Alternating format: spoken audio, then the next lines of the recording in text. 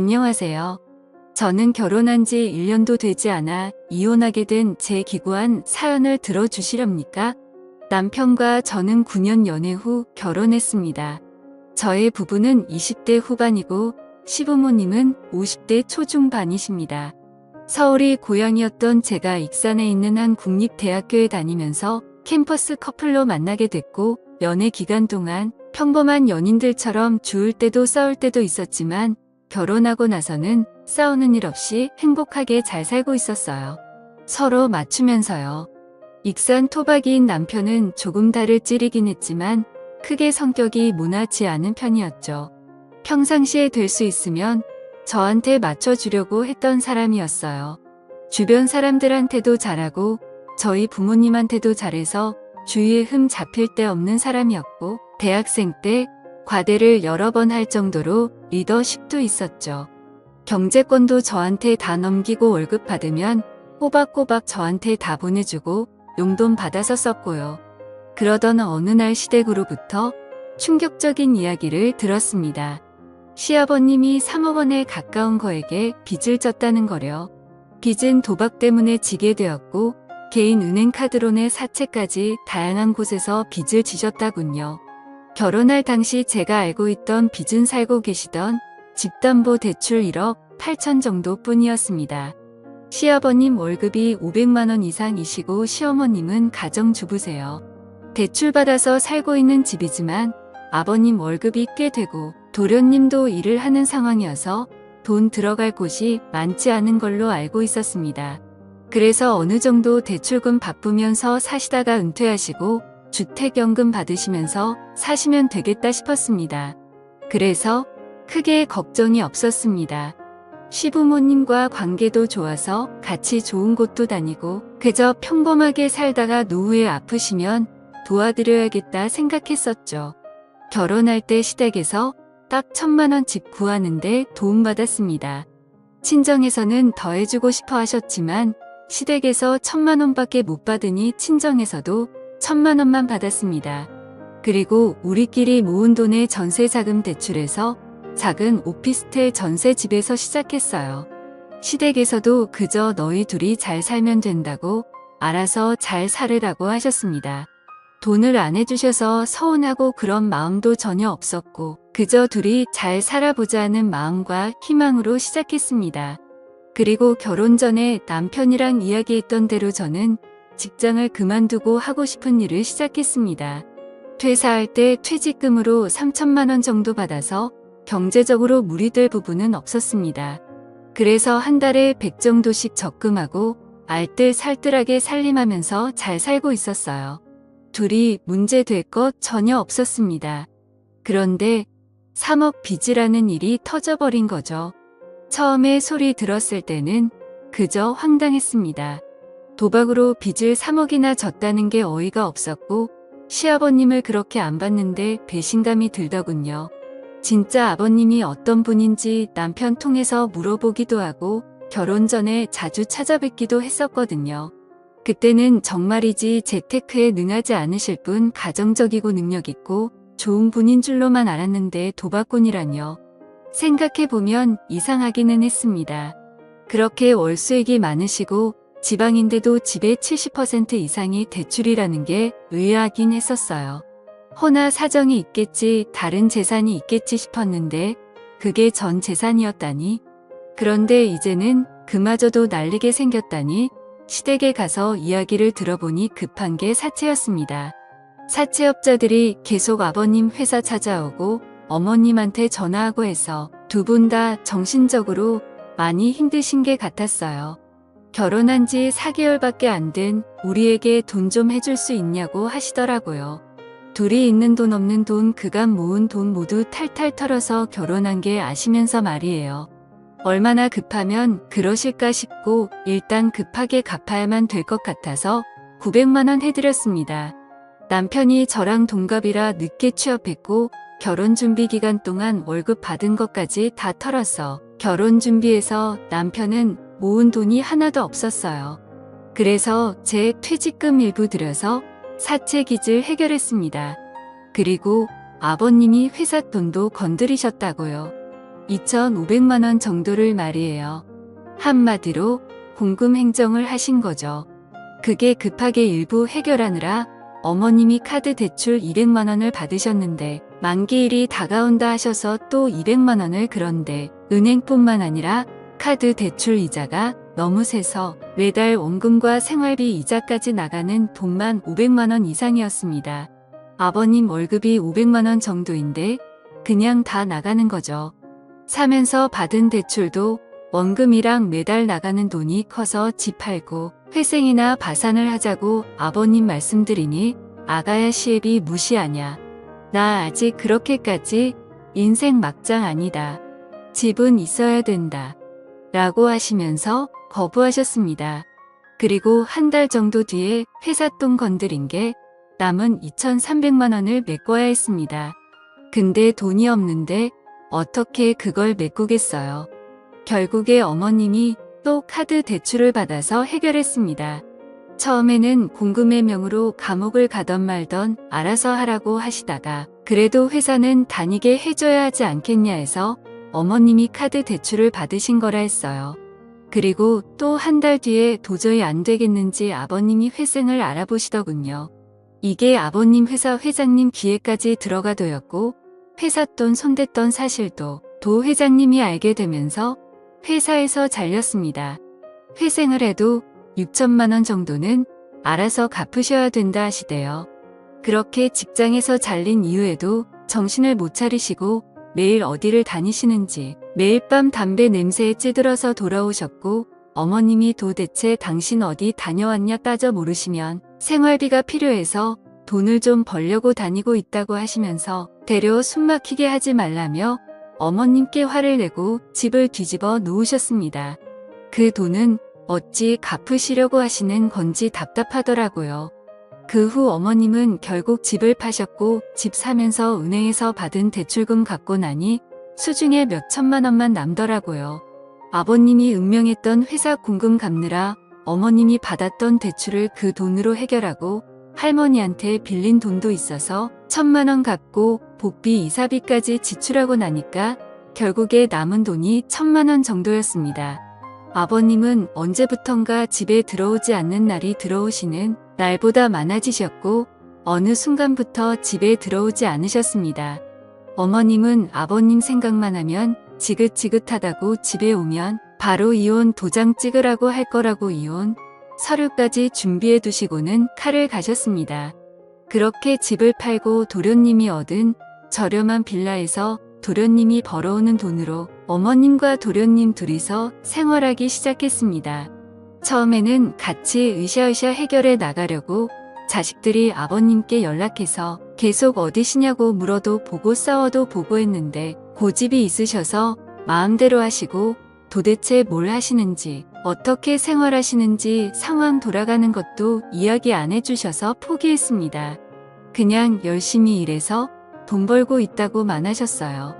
이렇게 해서 어찌어찌 아버님 포기하고 도련님 어머님만 산다고 해도 앞으로가 걱정이었습니다.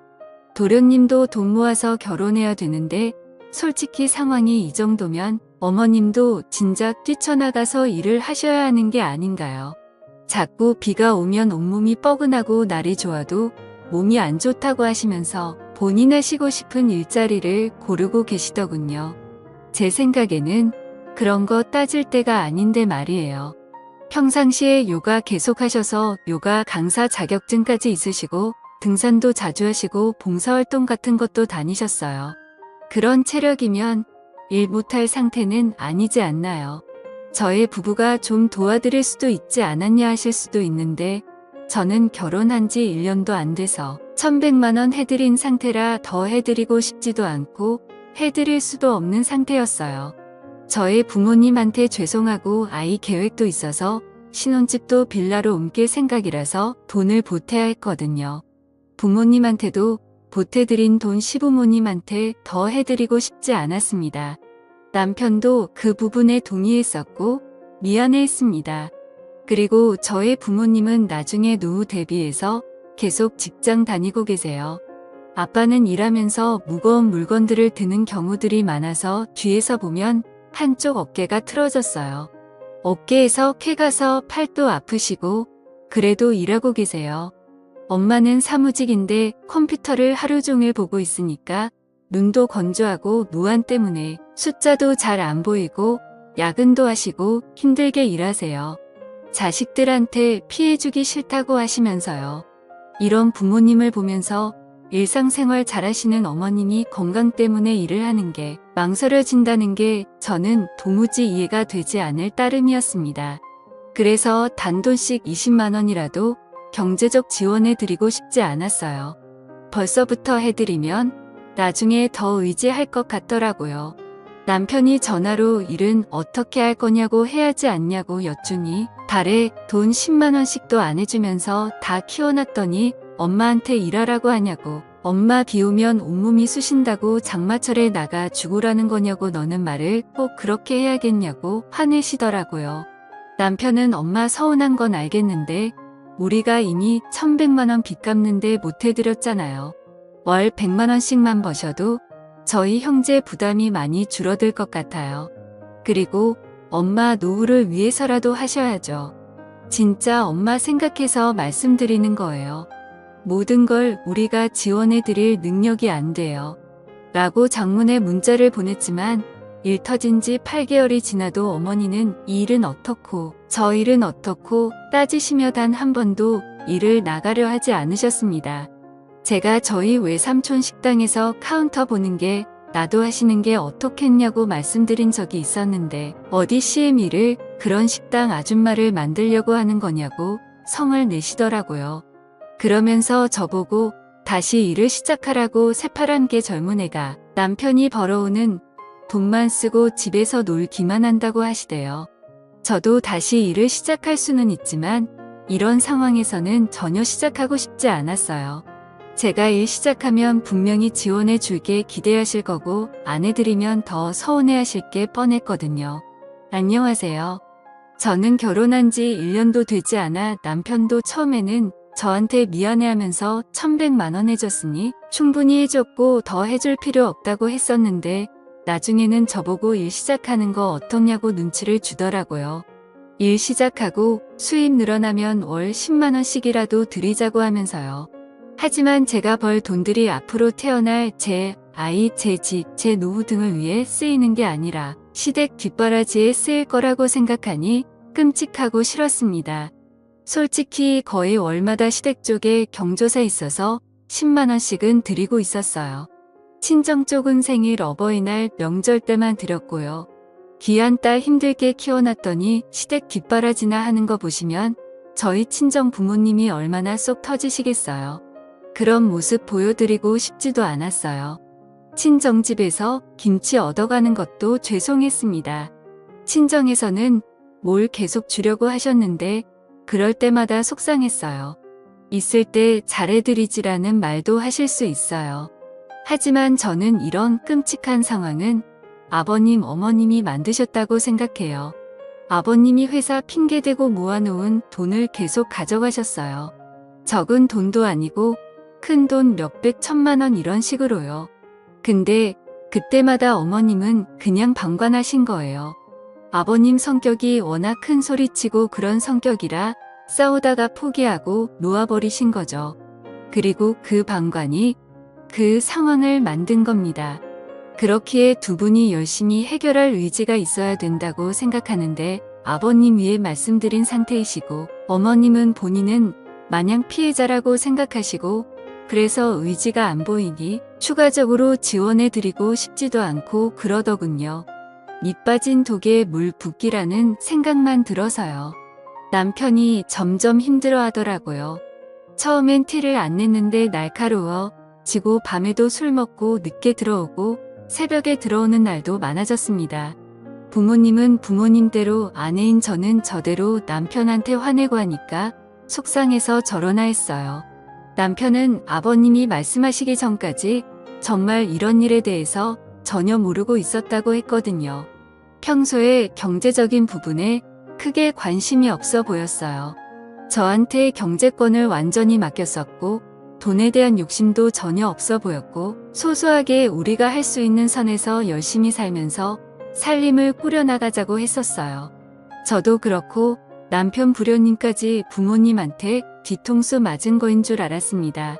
남편도 피해자라는 생각에 남편이 너무 안쓰러웠고 아무리 술을 먹고 늦게 들어와도 새벽에 들어와 술 주정을 부려도 다 이해해주려고 했습니다. 기죽어 들어온 남편을 꼭 안아주고 다음 달부터 다시 시작해야겠다고 결심했습니다. 그리고 남편한테 다음 날 아침 말했어요. 다음 달부터 출근하기로 결심했다고. 남편이 혹시 본인 부모님 빚 때문에 그런 거냐고 하면서 눈물을 머금은 채 말하는데 저도 그 모습을 보고 눈물이 나더라고요. 진짜 아침 대바람부터 둘이 부둥켜 안고 펑펑 울었네요. 열심히 살아보자고 대신 어머님 일하시는 게 설득 멈추지 말자고도 했습니다. 그렇게 저는 일자리를 구하고 출근을 예정일보다 더 일찍 시작했어요. 일자리라는 일이 전문직은 아니지만 워낙 수요가 많은 업종이라 쉽게 일을 구했습니다. 남편과는 주말에 데이트도 하면서 여전히 신혼의 단 꿈에 젖자 있었어요. 그러다가 그날 그것을 알게 된 겁니다. 그날은 제가 몸살이 심해서 사장님께 양해를 구하고 출근했다가 몇 시간 후에 병조퇴를 했던 날이었습니다. 남편이 걱정할까봐 조퇴한다는 말은 안 했고 그냥 몸이 좀 안 좋다고만 했었어요. 남편은 너무 걱정된다고 하면서 병원에 꼭 가라고 해주었고 중간중간 전화를 하면서 챙겨주었습니다. 그렇게 조퇴를 하고 집에 도착해 문을 열었는데 현관에 처음 보는 신발이 놓여 있었습니다.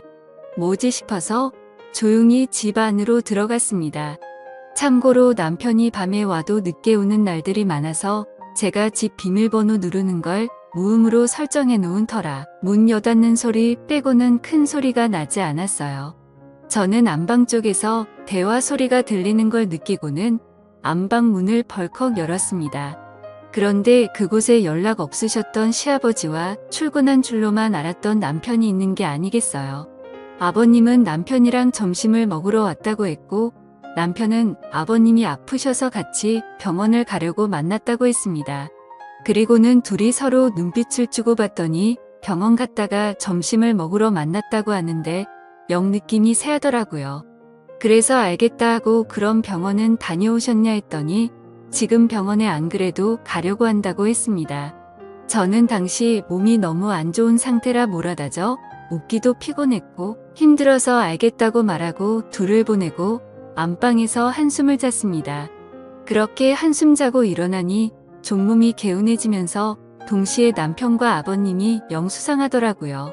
남편은 아버님이랑 연락이 영 안 돼서 답답하다고 바로 그날 오전에도 카톡으로 말했었거든요.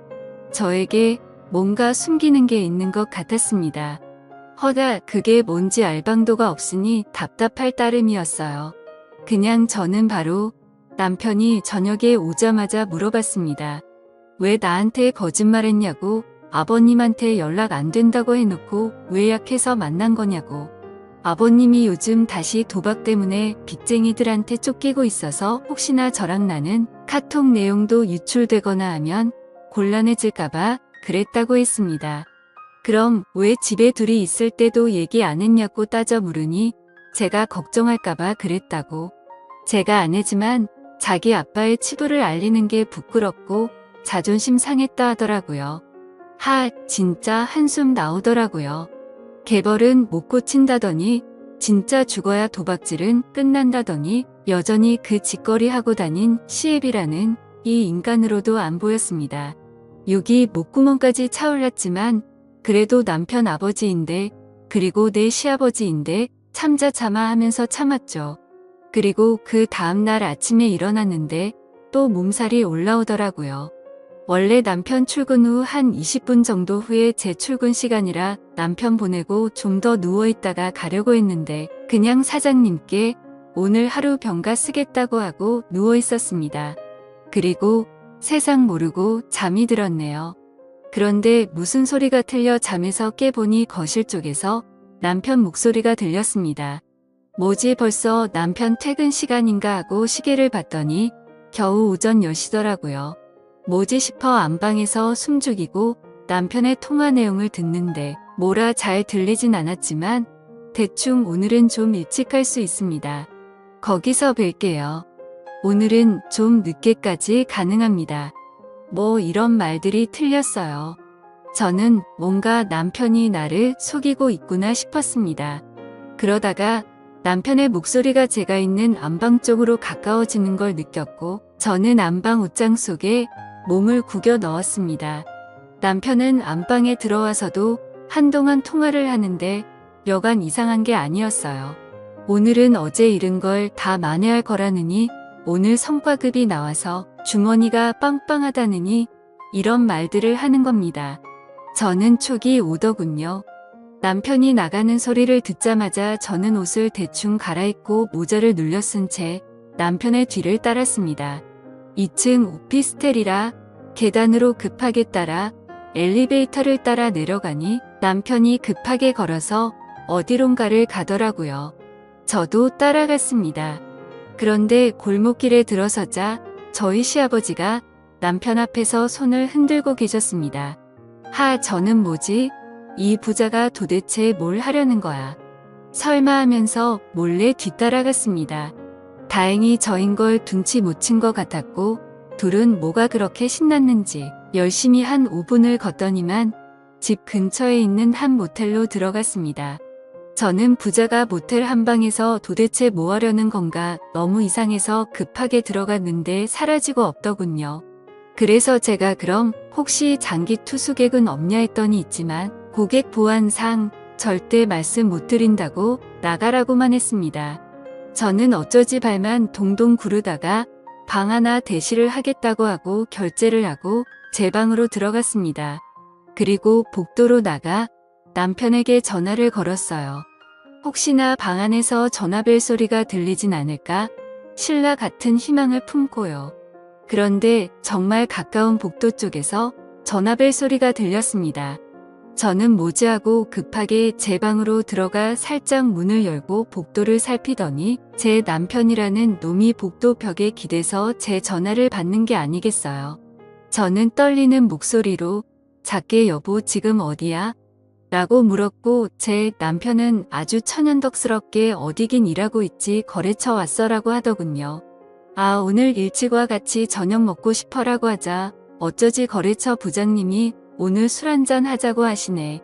우리 회사 가을이라서 어쩔 수가 없을 게 같아 이해해줘 하면서 애교 섞인 목소리로 말하더니만 여보 미안해 나 지금 끊어야 돼서 또 연락할게 하더니 전화를 뚝 끊더라. 저는 문틈 사이로 남편이 들어가는 방향을 캐치한 후 바로 나와서 그 방문을 미친 듯이 두드렸습니다. 그랬더니 한참 뒤 남편이 아니라 우락부락한 목부터 팔까지 문신이 도배된 남자 한 명이 문을 열더니만 짜증스러운 목소리로 누구냐고 묻더군요. 저는 바로 그 방 안을 스캔했습니다. 그 방 안에는 담배 냄새가 너무 자욱해서 선명하게 보이지 않았지만 초록색 테이블이 하나 놓여져 있었고 거기에 여러 명의 사람들이 카드 같은 것을 가지고 게임을 하는 듯 했어요. 제가 거기에 서서 한참을 멍때리 저를 발견한 남편과 시아버지라는 작자가 그 테이블 아래에 급하게 숨더군요. 진짜 그 모습을 혼자 보는 게 아까울 정도로 어이없고 웃겼습니다. 웃으면 안 되는 진짜 심각하고 화나는 상황이었는데 웃음이 나오대요. 저는 죄송합니다. 잘못 왔습니다라고 말한 후 바로 제 방으로 급하게 들어와 경찰에 신고를 했고 경찰은 바로 그 모텔방을 급습해서 제 남편과 시아버지를 비롯해서 일당들을 검거했습니다. 그리고 경찰서에서 알게 된 사실이 남편은 시아버지의 도박을 모른 게 아니라 함께 해왔었고 그간 도박 빚은 시아버지 혼자의 빚이 아니라 함께 빚은 거였던 겁니다. 그래서 어머님도 저희가 그 빚을 갚는 게 당연하다고 하셨던 거고요. 저는 사기 결혼으로 고소하려 했지만 변호사는 그저 이혼 소송과 위자료 청구 소송 정도만 가능하다고 하셨고 긴 소송 끝에 결국 잦은 위자료 몇 천만 원을 받게 된 게 전부입니다.